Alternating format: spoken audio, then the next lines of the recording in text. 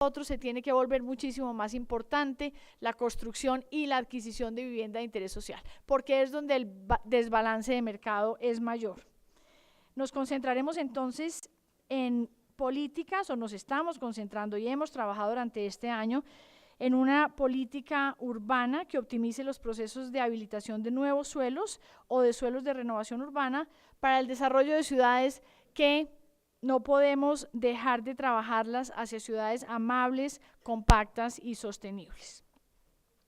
La construcción de ese 1.000.000 de viviendas, hemos estimado con el Departamento Nacional de Planeación, implica para la economía colombiana una inversión de 78 billones de pesos. Y aquí quiero hacer claridad, no son 78 billones de esfuerzo fiscal de ninguna manera, son 78 billones de riqueza que se generan en la economía gracias a la producción y adquisición de 1.000.000 de viviendas, con un esfuerzo fiscal realmente comparable, comparativamente con este valor de los nuevos activos, una inversión fiscal que no llega a los 8 billones de pesos. Este es un sector que lo mueve principalmente el sector privado y lo mueve principalmente un buen entorno económico como el que quiere propiciar el gobierno nacional. Esa sería, digamos, la inversión que implicaría el nuevo reto, y en términos de suelo, lo que requeriríamos nosotros es la habilitación de 7.000 nuevas hectáreas de suelo urbano. Repito, no solamente por la vía de la expansión en nuevos suelos o incorporación de nuevos suelos que no se han utilizado hasta la fecha, sino también, por supuesto, a través de ejercicios de renovación urbana y de redensificación. Quisiera anotar entonces 3 estrategias grandes en las que hemos concentrado nuestra política. La primera, hemos reincorporado en nuestro ordenamiento jurídico la figura de lo que en Colombia hemos llamado macroproyectos de vivienda. Estos macroproyectos, como muchos de ustedes saben, se habían creado en el año 2007 en el Plan Nacional de Desarrollo del segundo mandato del presidente Uribe. Se declararon, o existió la ley, se reglamentó y lograron aprobarse varios macroproyectos, lo que hoy llamamos macroproyectos de primera generación. En su momento, la Corte Constitucional declaró inexequible esta ley, o estos artículos de la ley, pero afortunadamente entendió la importancia estratégica de grandes intervenciones integrales y ordenadas en las ciudades colombianas para hacerle frente al faltante habitacional. Declara inexequible el articulado, pero lo modula y aprovecha la oportunidad para darle unos mensajes al legislativo y al ejecutivo en el sentido de cuáles deben ser los elementos que se deben incorporar si el gobierno nacional y el Congreso de la República quieren volver a considerar la posibilidad de la existencia de una figura o de un instrumento jurídico como este. Es entonces como se logra en esa primera etapa contar con un muy buen banco de tierras, lo llamaría yo. Ahí se lograron aprobar 10 macroproyectos y quedaron 17 macroproyectos en fila, que afortunadamente, repito, la Corte Constitucional los declaró válidos, ya que habían sido radicados en legal y debida forma, como dicen los abogados. Los procesos ya habían arrancado y la Corte Constitucional consideraba que era un proceso válido y que era una herramienta apta para ponerle frente a este proceso.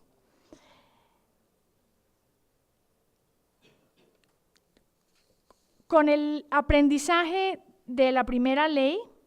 nos pusimos en la tarea de sacar una segunda ley de macroproyectos. La semana anterior a esta, el presidente de la República la sancionó, y el objetivo de la ley no es otro que garantizar la disponibilidad de suelo urbanizable para facilitar una oferta formal de viviendas en las zonas urbanas del país, en particular en aquellas donde se concentra el faltante.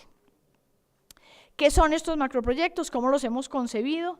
Como intervenciones integrales a gran escala, que nos permiten, además de darle solución al faltante habitacional, dotar grandes porciones del territorio con espacios públicos de calidad, equipamientos públicos y una movilidad eficiente.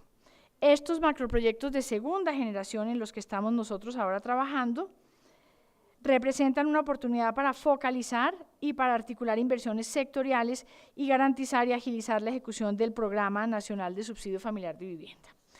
Acá estamos hablando, para quienes no estén familiarizados con el tema, de intervenciones en una ciudad como Soacha, que es una ciudad vecina a Bogotá con proyectos. Ahí tenemos un proyecto que supera las 42.000 soluciones de vivienda, en Cartagena 25.000, en Barranquilla 25.000, en Pereira 10 o 15.000, en Neiva 10 o 15.000. Estas son dimensiones de intervenciones urbanas que no se habían visto en la historia de Colombia. Y creemos que estas son unas oportunidades muy valiosas para no solamente intervenir el tema estrictamente cuantitativo de la vivienda, que es una problemática, sino por supuesto para dar una respuesta integral y una respuesta que de la mano de entidades territoriales y de otras autoridades del gobierno nacional logre llevarle sobre todo a las familias más pobres, repito, no solamente una solución habitacional, sino una solución en términos de todos los demás ingredientes que hacen de una economía y de una economía más próspera y más equitativa. Como he mencionado, no solamente nos estamos concentrando en nuevos suelos, estamos concentrándonos también en tratar de utilizar la figura de la renovación urbana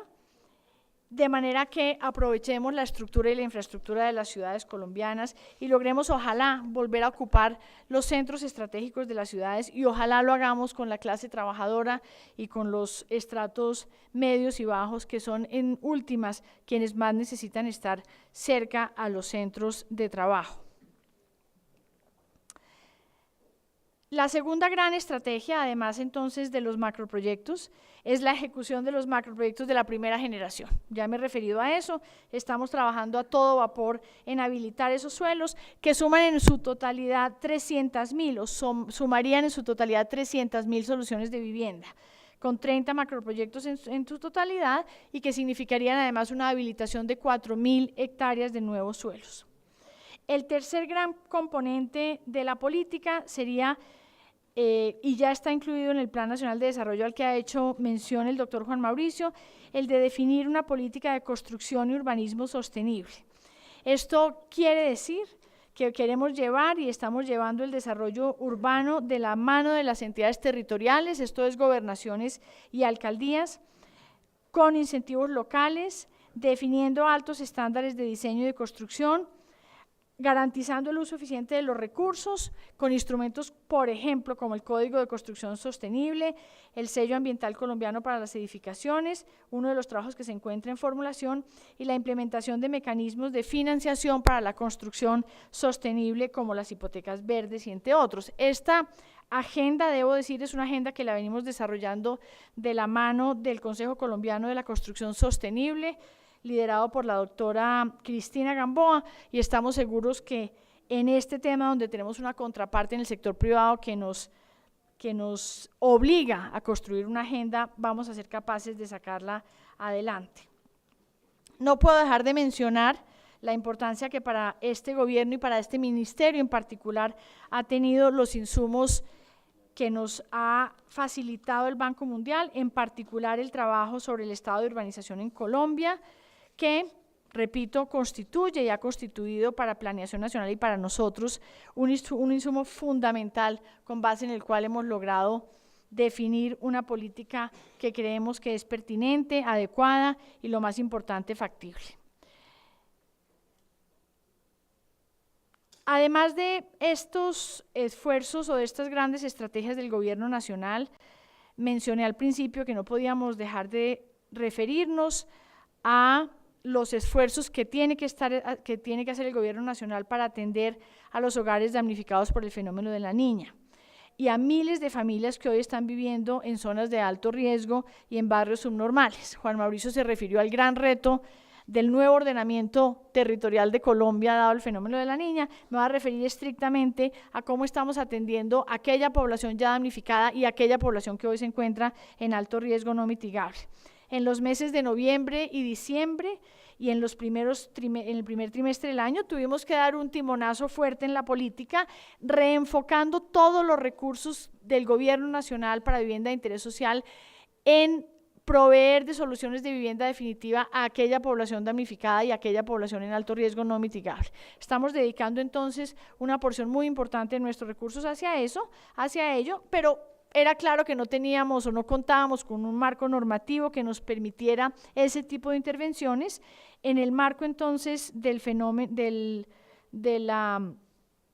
emergencia invernal,